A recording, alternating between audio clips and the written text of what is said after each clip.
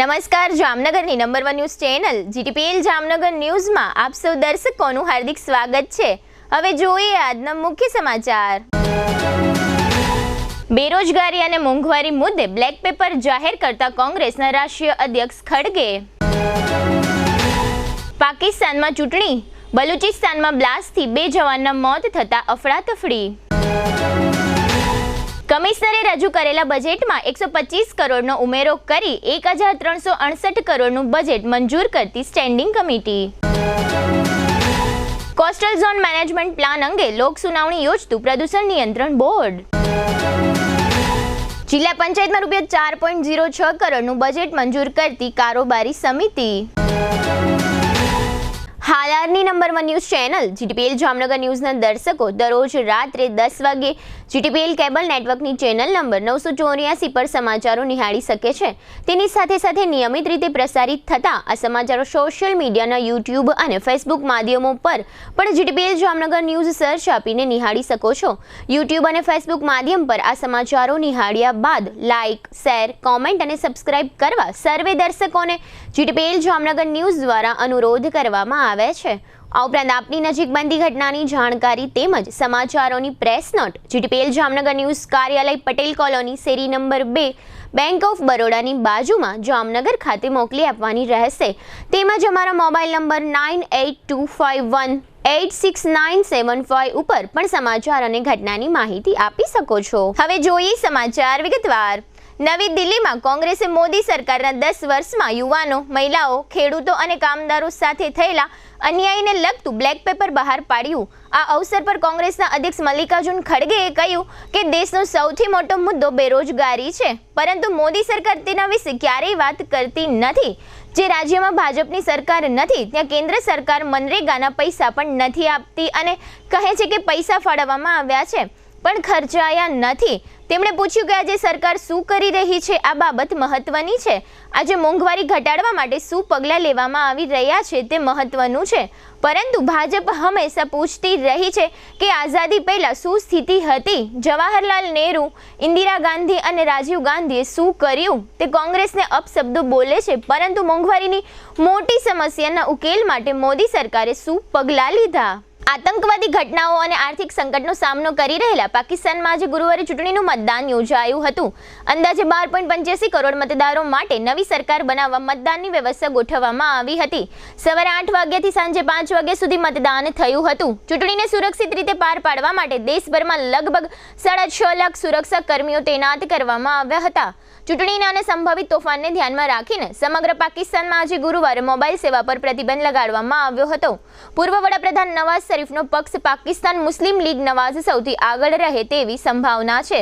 પૂર્વ વડાપ્રધાન ભૂટોના પરિવારના બિલાવલ ભૂટો ઝરદારીના નેતૃત્વવાળી પાકિસ્તાન પીપલ્સ પાર્ટી પણ ચૂંટણીમાં મુકાબલા માટે ઉતરી હતી। બપોરે મોડેથી સમાચાર મળ્યા ત્યારે પાકિસ્તાનમાં મતદાન દરમિયાન એક સ્થળે બ્લાસ્ટ થતા બલુચિસ્તાનના આ વિસ્તારમાં 2 જવાનના મોત થયા હતા।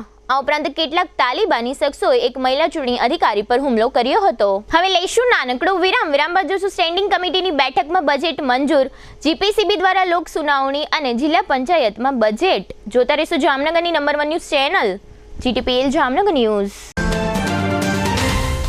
જામનગરની જાણીતી ઓસવાડ આયુષ હોસ્પિટલમાં હવે કેન્સરની તમામ સારવાર તથા સર્જરી આયુષ્માન કાર્ડમાં વિનામૂલ્યે થશે। ડોક્ટર દ્વિજલ પટેલ ઓન્કોલોજિસ્ટ અને ડોક્ટર ધરા પંડ્યા ઓન્કો સર્જન ફૂલ ટાઈમ ઓસવાડ આયુષ હોસ્પિટલમાં રહીને કરશે કેન્સરની સંપૂર્ણ સારવાર। કેન્સર વિભાગમાં બ્રેસ્ટ કેન્સર, મોઢા તથા ગળાનું કેન્સર, ફેફસા, ગર્ભાશય, અંડાશય, કિડની, મૂત્રાશય, આંતરડા, લીવર, પિત્તાશય તથા હાડકામાં થતા કેન્સરનું નિદાન તથા સારવાર।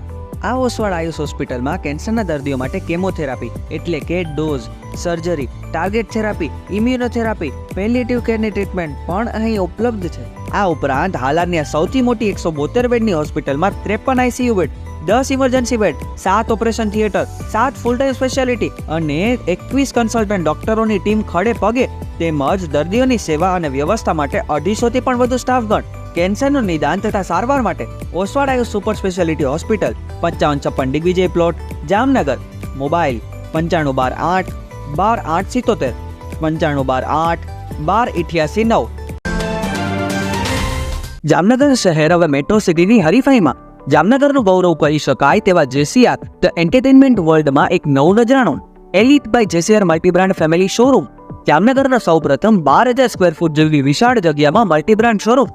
આ ભવ્ય અને દિવ્ય શોરૂમમાં 50થી વધુ ઇન્ટરનેશનલ બ્રાન્ડના રેડીમેડ વસ્ત્રોનો ડિસ્પ્લે, મેન્સવેર, લેડીઝવેર, બોયઝ અને ગર્લ્સના રેડીમેડ કપડામાં વિશાળ રેન્જ. બ્રાન્ડેડ કંપનીમાં Levi's, Spykar, Biba, Rangriti, UCB kids, Blackberry, Park Avenue, Colour Plus, Manyavar, Zillion, Only, Global Republic, Jack and Jones, Mukti, Flying Machine, Being Human, Voi, Basic, Crimson Club, Pepe, Monte Carlo, D jeans, Recap, Fab India, Rizzi, B Indi, Rookie USA સહિતના branded વસ્ત્રો હાજર સ્ટોકમાં ઉપલબ્ધ. ₹3,999ની ખરીદી ઉપર silver coupon અને ₹6,999ની ખરીદી ઉપર ગોલ્ડન કૂપન. આ બંને કૂપનનો લાભ 29 ફેબ્રુઆરી 2024 સુધી જ ઉપલબ્ધ. બંને કૂપનનો એક લકી ડ્રો તારીખ 29 ફેબ્રુઆરી 2024ના ગુરુવારના યોજવામાં આવશે. આ લકી ડ્રોના વિજેતા થનારને 2 wheeler scooter, LED TV, fridge, washing machine, microwave oven, home theatre, branded cycle, luggage bag, mixer, smartphone watch, headphone સહિતના ઇનામો આપવામાં આવશે. અમારા શોરૂમમાં ઇકોનોમિક અને પ્રીમિયમ રેન્જ પણ જોવા મળશે. આજે જ ધ જેસીઆર એન્ટરટેનમેન્ટ વર્લ્ડ ખાતે પધારી મનોરંજનની સાથે શોપિંગ કરવાનો પણ લાવો મેળવો. Elite by જેસીઆર multi brand family showroom, Theba ચોકડી, જામખંભાળિયા હાઈવે, જામનગર. મોબાઈલ 999 89 86 006. વિરામ બાદ આપ સર્વે દર્શકોનું ફરી સ્વાગત છે. હવે જોઈએ સમાચાર વિગતવાર. થોડા દિવસ અગાઉ જામનગર મહાનગરપાલિકાના કમિશનર દ્વારા વર્ષ 2024-25 માટેના અંદાજપત્રનો ડ્રાફ્ટ સ્ટેન્ડિંગ કમિટી સમક્ષ રજૂ કરવામાં આવ્યો હતો, જેમાં કોઈ કરદર ફેરફાર સૂચવવામાં આવ્યા ન હતા. ત્યારબાદ આજે ગુરુવારે બપોરે સ્ટેન્ડિંગ કમિટીના ચેરમેન નિલેશ કગથરા દ્વારા જાહેરાત કરવામાં આવી હતી કે કમિશનરે આપેલા ડ્રાફ્ટ બજેટમાં ₹125 કરોડનો ઉમેરો કરીને 1,368 કરોડનું બજેટ સ્ટેન્ડિંગ કમિટી દ્વારા મંજૂર કરવામાં આવ્યું છે. આ બજેટ 15મી ફેબ્રુઆરીએ જનરલ બોર્ડમાં મૂકવામાં આવશે. આ બજેટમાં મહત્વનો ફેરફાર એક જ છે. એ ફેરફાર એવો છે કે શહેરના સમર્પણ સર્કલ નજીક 65 કરોડના ખર્ચે તથા ઠેબા ચોકડી પાસે ₹60 કરોડના ખર્ચે શહેરમાં 2 વધુ ફ્લાયઓવર બનાવવા અંગે કાર્યવાહી હાથ ધરવામાં આવશે. પરંતુ બીજી બાજુ બંને ફ્લાયઓવર માટે જામનગર મહાનગરપાલિકાએ ગુજરાત સરકારના બજેટ સમયે ગુજરાત સરકારને દરખાસ્ત કરી હતી. હજુ સુધી આ બાબતનો રાજ્ય સરકારે પોતાના બજેટમાં જામનગરના આ બંને ફ્લાયઓવરના 125 કરોડના ખર્ચનો સમાવેશ કર્યો છે કે નહીં તે અંગેની કોઈ માહિતી જામનગર મહાનગરપાલિકાને લેખિતમાં આપવામાં આવી નથી. છતાં રાજ્ય સરકાર તરફથી આ બંને ફ્લાયઓવર બનાવવા માટે 125 કરોડનું ફંડ મળશે તેવી આશાએ મહાનગરપાલિકાના પદાધિકારીઓએ જામનગર મહાનગરપાલિકાના બજેટમાં આ બંને ફ્લાયઓવર માટેની જોગવાઈ ઊભી કરી છે. હવે એ જોવાનું રહ્યું કે કોઈ પણ જાતના આધાર વગર મહાનગરપાલિકાના પદાધિકારીઓએ જામનગર મહાનગરપાલિકાના બજેટમાં આ બંને ફ્લાયઓવરના ખર્ચ માટે ₹125 કરોડની જોગવાઈ કરી છે તે કેટલી સાચી પડે છે. આ વર્ષે લોકસભાની ચૂંટણી હોવાથી મતદારોને પ્રભાવિત કરવા માટે છેલ્લે આ મોટું કામ યાદ આવ્યું હોવાનું જાણકાર લોકોનું માનવું છે. જાણકાર લોકો એમ પણ જણાવી રહ્યા છે કે આ બંને ફ્લાયઓવર રાજ્ય સરકારને મંજૂર જ કરવા હતા તો પહેલેથી જ જામનગર કમિશનરને જાણ કરવાની જરૂર હતી, કારણ કે કમિશનર પોતાના ડ્રાફ્ટ બજેટમાં આ બંને ફ્લાયઓવરનો સમાવેશ કરી લેત. પરંતુ માત્ર ને માત્ર પદાધિકારીઓ જસ મેળવવા માટે જ છેલ્લી ઘડીએ આ બંને ફ્લાયઓવર માટે ₹125 કરોડ મંજૂર કરી વાહ મેળવવાનો પ્રયાસ કર્યો છે.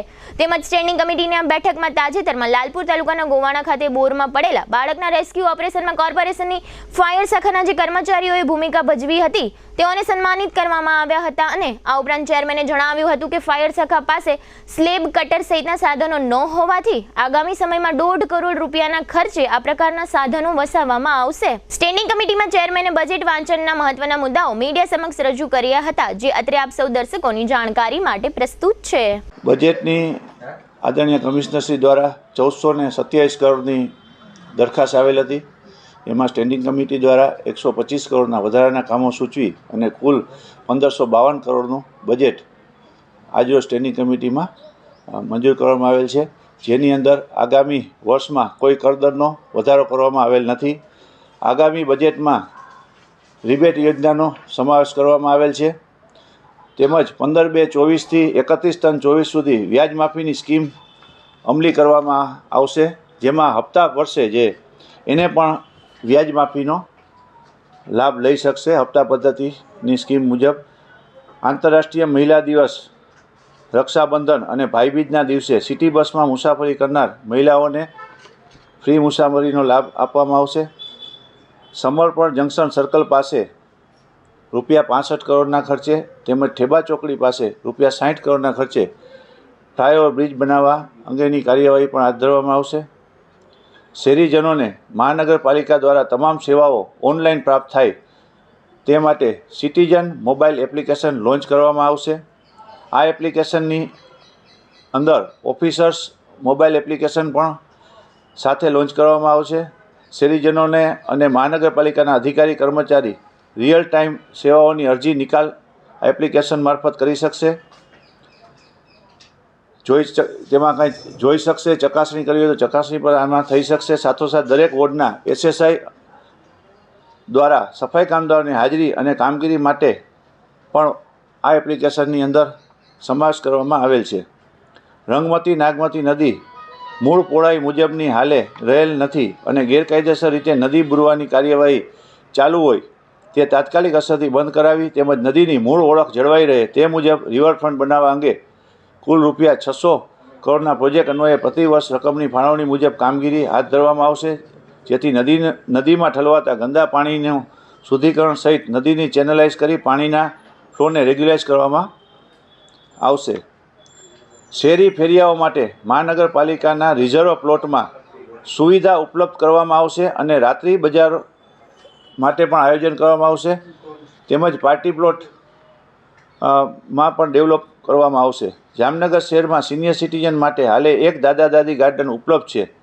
શહેરમાં અન્ય જગ્યાએ ઉપલબ્ધિને આધીન નવા 3 દાદા દાદી ગાર્ડન વિકસાવવાનું આયોજન પણ કરવામાં આવેલ છે.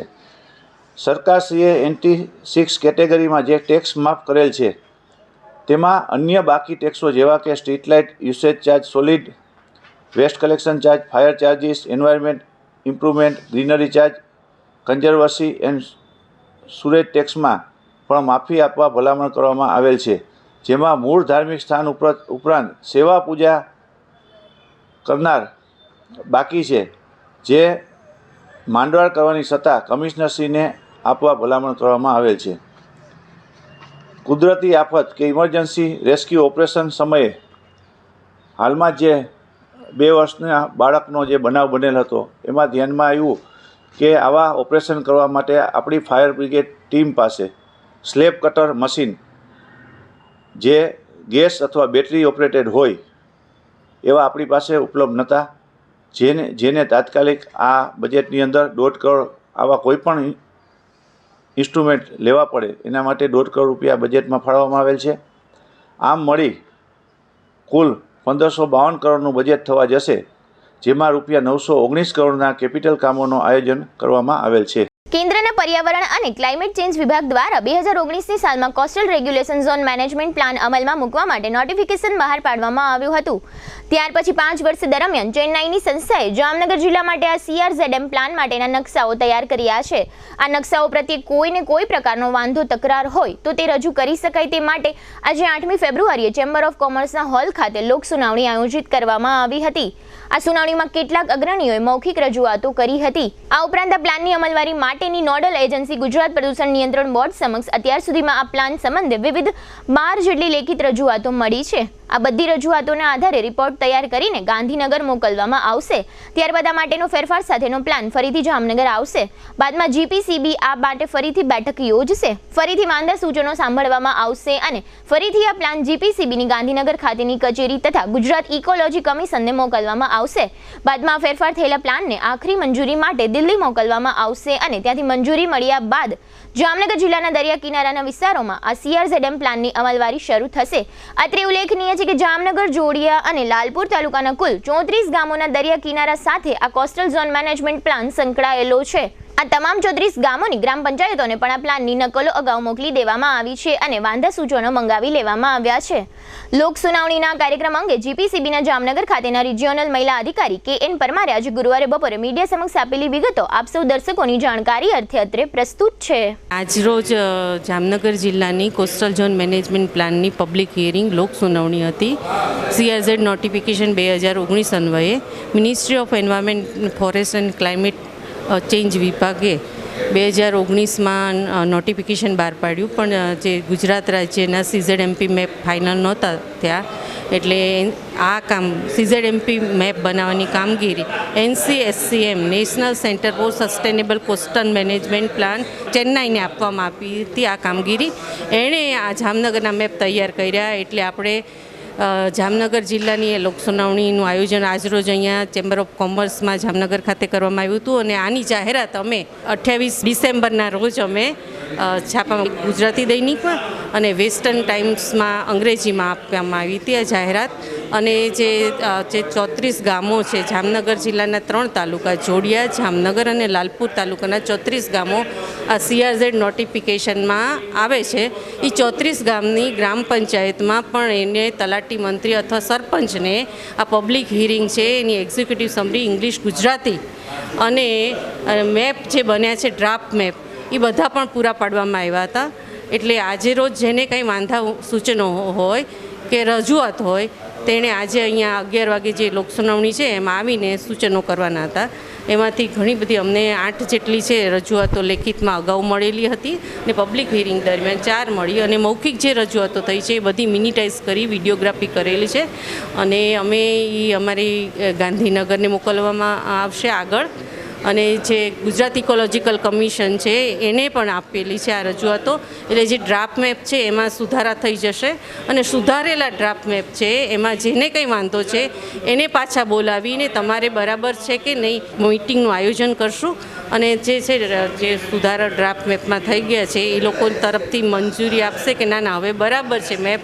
પછી અમે ગાંધીનગરને ગુજરાત ઇકોલોજીકલ કમિશનને જાણ કરશું અને આ મિનિટ્સ છે એ અમે ગાંધીનગર અમારી હેડ ઓફિસ છે પબ્લિક હિયરિંગ બ્રાન્ચ એને મોકલશું અને ત્યાંથી MOF અને CC દિલ્હીને આ છે મંજૂરી માટે આગળ મોકલવામાં આવશે. આજે 8મી ફેબ્રુઆરીએ બપોરે જિલ્લા પંચાયતની કારોબારી સમિતિની ચોથી ખાસ બેઠક બજેટ માટે યોજવામાં આવી હતી, જેમાં 2024-25ના સ્વભંડોળના બજેટને મંજૂરી આપવામાં આવી છે. આ બજેટનું કદ 4,06,32,000નું હોવાનું જાહેર થયું છે. કારોબારી અધ્યક્ષ ચંદ્રિકાબેન અઘેરા, જિલ્લા પંચાયત પ્રમુખ મયબેન ગડચર અને જિલ્લા વિકાસ અધિકારી વિકલ્પ ભારદ્વાજ વગેરેની ઉપસ્થિતિમાં બજેટને મંજૂર કરવાની ભલામણ સાથે જનરલ બોર્ડ તરફ રવાના કરવામાં આવ્યું છે. જનરલ બોર્ડની આગામી બજેટ બેઠક 15મી ફેબ્રુઆરીએ યોજાશે. આ અંગે કારોબારી અધ્યક્ષાએ મીડિયા સમક્ષ આપેલી વિગતો અત્રે આપ સૌ દર્શકો સમક્ષ પ્રસ્તુત છે. અમારી આ કારોબારીની ચોથી મિટિંગ હતી, તેમાં બજેટ રજૂ કરવામાં આવ્યું. અમારું બજેટ છે 4,06,32,000નું છે. તેમાં અમે સભ્યોની ચર્ચાથી અમે બધું બજેટ મંજૂર કરવામાં આવ્યું છે સર્વાનુમતે. અને આગામી 15 તારીખે અમારી સામાન્ય સભા છે. કાંઈ પણ ચર્ચાનો વિષય હશે તો અમે પછી એમાં પણ બધા સભ્યો સાથે મળીને ચર્ચા કરીને કાંઈ ઉમેરો કરવાનો હશે તો અમે ઉમેરો કરશું. અને બજેટમાં ઘણા અમે વિકાસના કામ લીધા છે. શિક્ષણમાં સ્માર્ટ ક્લાસ બનાવવા માટે અમે પણ રૂપિયા ઘણા ફાળવ્યા છે. આંગણવાડીના બાળકો માટે, કુપોષિત બાળકો માટે, ત્યાર પછી સ્માર્ટ આંગણવાડી બનાવવા માટે પણ રૂપિયા અમે બજેટમાં ફાળવ્યા છે. એટલે આ બજેટ સરકારે સારું એવું બજેટ અમારું છે અને બધાયને વિકાસ થાય, બધાયને લાભ મળે એ રીતનું બજેટ છે. અને આ કારોબારીમાં અમે મંજૂર કર્યું છે. અને આવનારા 15 તારીખે અમારું સામાન્ય સભા છે, એમાં અમે કાંઈ વધારે હશે તો ચર્ચા કરીશું. હવે લઈશું નાનકડો વિરામ. વિરામ બાદ જોશું ખંભાળિયા સ્કૂલનો વિવાદ અને રૂપેણ બંદર પર મારામારી સહિતના સમાચારો. જોતા રહીશું જામનગરની number 1 news channel GTPL Jamnagar news. હવે આપની સફરને સ્વાદિષ્ટ બનાવશે રાજકોટ અમદાવાદ હાઈવે પરની હોટલ RAR. હોટલ RAR માં આપને મળશે અસલ દેશી ઢબથી ચૂલામાં પકાવેલી જગાભાઈ ગોપનાથવાડાની સ્પેશિયલ ગુજરાતી થાળી, પ્યોર પંજાબી થાળી તેમજ બોમ્બે પાઉંભાજી, જય ભવાનીના વડાપાઉં, લખુ બાપાના live dhokla, fancy dosa, Shiv સેન્ડવિચની unlimited sandwich અને વિલિયમ જોન્સના પિઝા.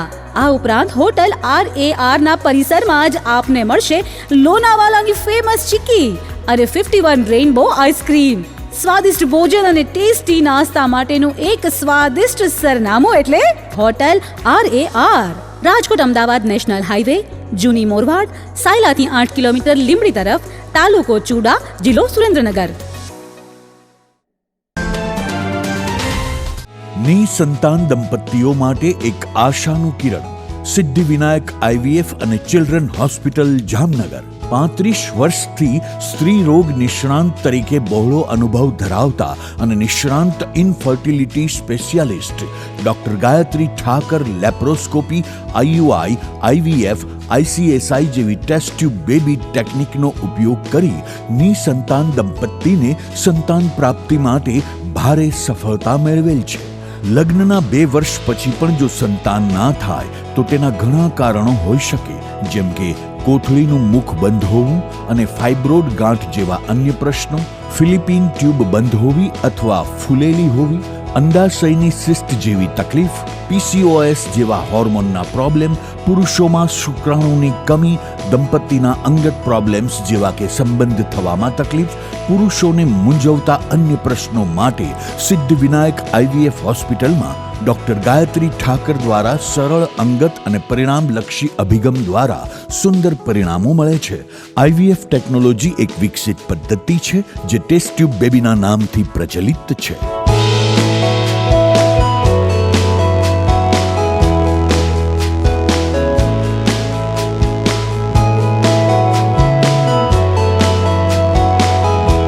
સંતાન પ્રાપ્તિના નિદાન અને સારવાર માટે એડવાન્સ લેપ્રોસ્કોપી અને હિસ્ટ્રોસ્કોપી સિદ્ધિવિનાયક હોસ્પિટલમાં થાય છે.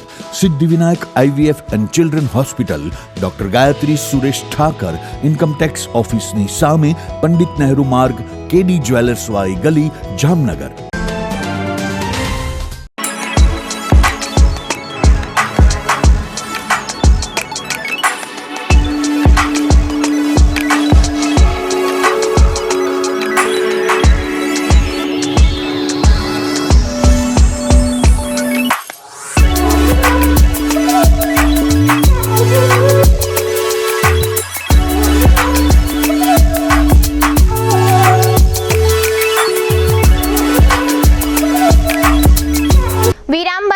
દર્શકોનું ફરી સ્વાગત છે. હવે જોઈએ સમાચાર વિગતવાર.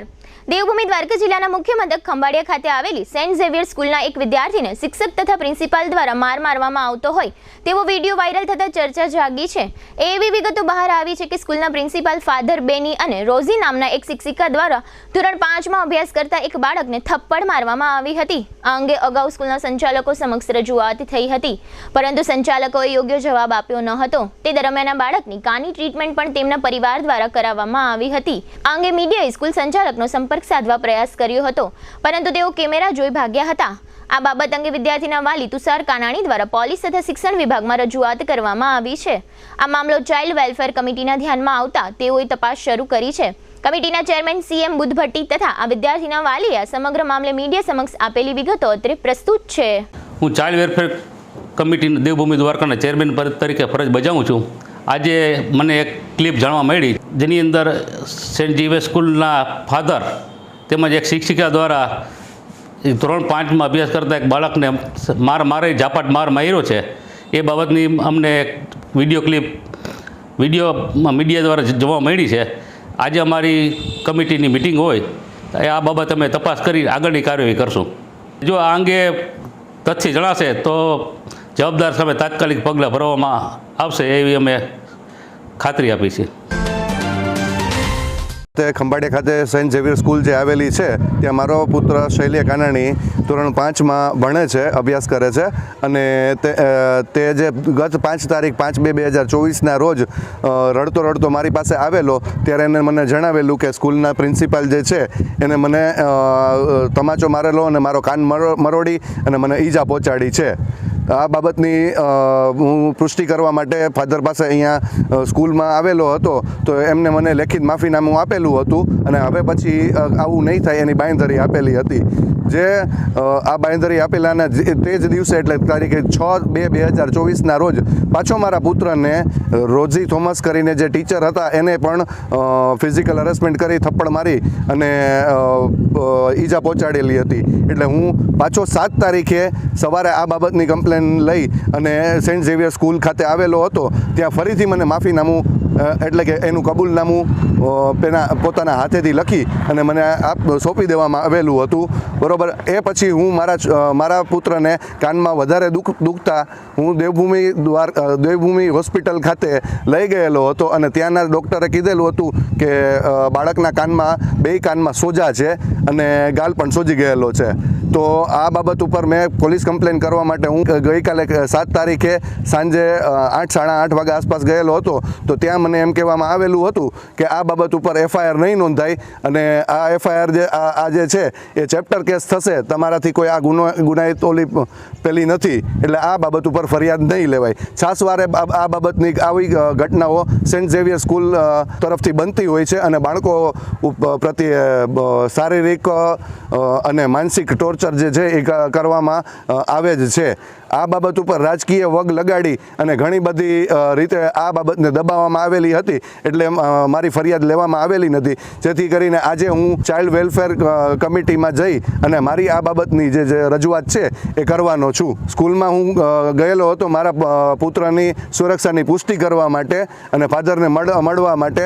તો ફાધર અહીંયાથી જે સ્કૂલના પ્રિન્સિપાલ જે છે એ અહીંયાથી પલાયન કરી ગયા છે અને સ્કૂલમાં મને એવો જવાબ આપવામાં આવેલો છે કે તમને તમારા બાળકને નહીં મળવા દઈએ. દ્વારકાના રૂપેણ બંદર પર 2 જૂથો વચ્ચે કોઈ કારણથી ઘર્ષણ સર્જાતા મારામારી થઈ હતી.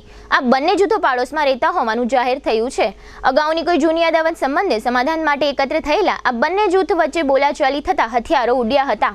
આ મારામારીમાં 2 મહિલા અને 2 પુરુષોને ઈજાઓ થતા તેઓને સારવાર માટે જામનગરની જીજી હોસ્પિટલમાં ખસેડવામાં આવ્યા છે અને દ્વારકા પોલીસ દ્વારા આ સમગ્ર મામલાની તપાસ શરૂ કરવામાં આવી છે. છેલ્લા 1 વર્ષમાં રિઝર્વ બેંક દ્વારા લોનના વ્યાજ દરો ઘટાડવામાં આવ્યા નથી, જેને કારણે કરોડો લોન ધારકોને EMI ભરવામાં કોઈ પણ પ્રકારની રાહત મળતી નથી. રિઝર્વ બેંક ઓફ ઇન્ડિયાની મોનિટરી પોલિસી કમિટીની બેઠકના પરિણામો જાહેર કરવામાં આવ્યા છે.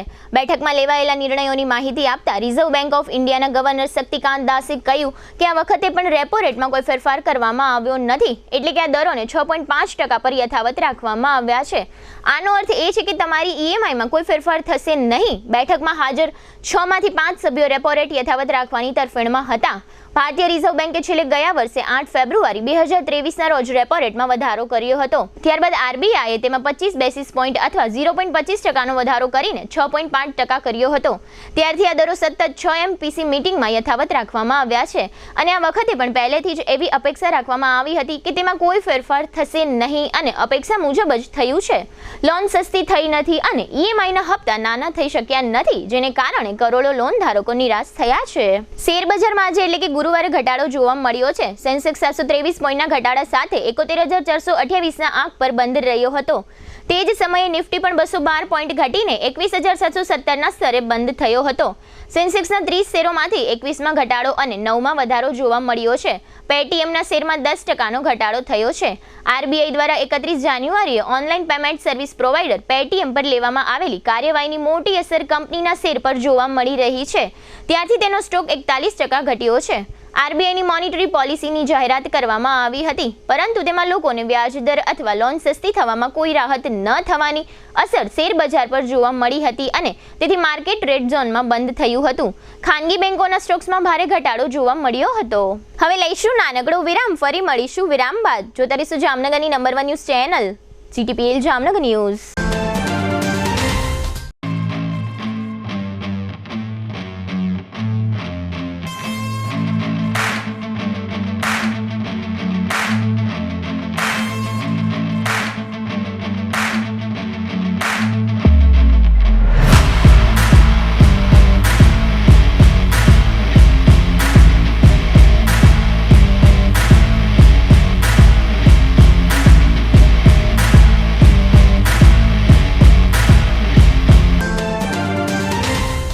દુખાવાથી પીડાતા દર્દીઓ માટે જામનગરમાં free demo. Namrata wellness centre. ચાલો અપનાવીએ નવીન એક્યુપલ્સ ટેકનોલોજી, જે લોહીનું પરિભ્રમણ સુધારે, તમારા સ્નાયુઓને શક્તિ આપે, તમારા શરીરને જોમ આપે. ઉપરાંત પંજામાં સોજા થવા, પંજામાં ચડતા ગોટલા અને ગઠ્ઠા થવાની સમસ્યા, અન્ય ઘણા દુખાવાથી મુક્તિ મળે. લોહી પરિભ્રમણથી થતા આ રહ્યા સુધારા અને ફાયદાઓ. કોષની વૃદ્ધિ અને અંગની કામગીરીમાં સુધારો, ત્વચાને વધારે સ્વસ્થ બનાવે, ત્વચાની રોગ પ્રતિકારકતા વધારે, ઓક્સિજનથી સમૃદ્ધ લોહી સ્નાયુઓને આપે, હૃદયની સ્થિતિમાં સુધારો કરે, હાઈ બ્લડ પ્રેશરની સ્થિતિમાં સુધારો કરે, મગજની કામગીરીમાં સુધારો કરે, શરીરમાં જોમ અને શક્તિ વધારે. નબળા રક્ત પરિભ્રમણને પરિણામે અનેક દર્દો આવે છે, જેવા કે ગઠ્ઠા થવા, સોજો ચડવો, તાણ, પગના તળિયામાં જણજણાટી, સાંધાનો લાંબા સમય સુધી દુખાવો, સ્નાયુઓ ખેંચાવા, ગોટલામાં દુખાવો. અમારા સેન્ટરમાં દરેક વ્યક્તિને રોજ 30 મિનિટ ફ્રી ડેમો આપવામાં આવશે. આ સેન્ટરમાં ફ્રી ડેમોનો લાભ લઈ દુખાવાના દર્દથી મુક્તિ મેળવો. Namrata wellness centre, branch 1, Patel colony, શેરી નંબર 2, બેંક ઓફ બરોડાની બાજુમાં, જામનગર. બ્રાન્ચ 2, જડેશ્વર રેસિડેન્સી, જડેશ્વર મંદિર પાસે, એમ્યુઝમેન્ટ પાર્કની સામે, મેહુલનગર, જામનગર. બ્રાન્ચ 3, ડોક્ટર ડાંગરની હોસ્પિટલ પાસે, ઓસવાડ કોલોની, શેરી નંબર 1, સુમેર ક્લબ રોડ, જોલી બંગલા પાસે, Jamnagar. Branch 4, Govindpara, cinema road, Kalavad. વિરામ બાદ આપ સર્વે દર્શકોનું ફરી સ્વાગત છે. હવે જોઈએ જામનગરની વર્તમાન હલચલ અને આજની અવસાન નોંધ. જામનગરના ગુલાબનગરના પરિણીત યુવક કિશન ભરતભાઈ અને અમદાવાદની પરિણીતા નેહા નામની યુવતી વચ્ચે પ્રેમ સંબંધ થયા બાદ આ યુવક તથા તેના પિતાનું ડેમમાં ડૂબી જતા મોત થયું છે, જ્યારે યુવતીને બચાવી લેવામાં આવી છે. જામનગરના ડોક્ટર જયપાલ ડી માંખેલા સામે રાજકોટ પિયરમાં રહેતી તેની ડોક્ટર પત્ની ચિત્રાલીબેને મારઝૂડ કરી ત્રાસ આપ્યાની ફરિયાદ નોંધાવી છે. લાલપુર તાલુકાના ગોવાણામાં 2 દિવસ પહેલા એક બાળક જે બોરમાં પડી ગયો હતો તે બોરના વાડી માલિક રણમલ મેપાભાઈ કરંગિયા વિરુદ્ધ પોલીસ ફરિયાદ થઈ છે. જામનગરના 59 વર્ષના અનિલભાઈ રતિલાલ પોપટનું બેભાન બની ગયા પછી અવસાન થયું છે. કાલાવડના 70 વર્ષના શિવાભાઈ નાનજીભાઈ ફળદુનું કૂવામાં પડી જતા મોત થયું છે. લાલપુર તાલુકાના ભણગોરમાં રહેતા મનસુખભાઈ સુરેશભાઈ મેરાણીની 18 વર્ષની પુત્રી નિકિતાએ ગળાફાંસુ ખાઈ લેતા મોત થયું છે. ઓખાના બુધિબેન નામના મહિલાએ પતિ રાજેશ સહિત સાસરિયાના 2 સભ્યો વિરુદ્ધ ત્રાસની ફરિયાદ નોંધાવી છે. લાલપુરના મીઠોઈ ગામના બસ સ્ટેન્ડ નજીકથી કોઈ અજાણ્યા પુરુષનો મૃતદેહ મળી આવ્યો છે. પોલીસે તપાસ હાથ ધરી છે. દ્વારકા જિલ્લાના ખંભાળિયા તથા ભાડથર ગામમાંથી નશાકારક આયુર્વેદિક પીણાની 3900 બોટલ ઝડપી લેવામાં આવી છે. જામનગર સહિત રાજ્યમાં છેલ્લા 5 વર્ષ દરમિયાન કુપોષિત બાળકોની કુલ સંખ્યામાં 483% વધારો થયો છે. હરીશભાઈ મણીલાલ કોઈચાના 62 વર્ષના પત્ની શોભનાબેનનું અવસાન થયું છે. સ્વર્ગસ્થ જીતેન્દ્રભાઈ કાનજીભાઈ સાહાના 81 વર્ષના પત્ની સુરેખાબેન તે પરાગભાઈ અને પ્રીતિબેનના માતાનું અવસાન થયું છે.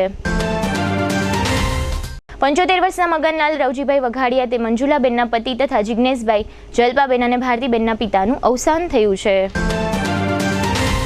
જીટીપીએલ જામનગર ન્યૂઝમાં ફરી જોઈએ આજના મુખ્ય સમાચાર.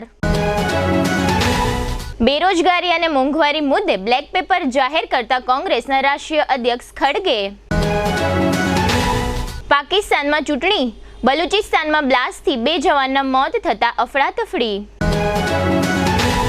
કમિશનરે રજૂ કરેલા બજેટમાં 125 કરોડનો ઉમેરો કરી 1368 કરોડનું બજેટ મંજૂર કરતી standing committee. Coastal zone management plan અંગે લોક સુનાવણી યોજતું પ્રદૂષણ નિયંત્રણ બોર્ડ. જિલ્લા પંચાયતમાં ₹4.06 કરોડનું બજેટ મંજૂર કરતી કારોબારી સમિતિ. આજના સમાચાર પૂર્ણ થયા. ફરી મળીશું આવતીકાલે જીટીપીએલ જામનગર ન્યૂઝમાં. ત્યાં સુધી અમારી ટીમને રજા આપશો.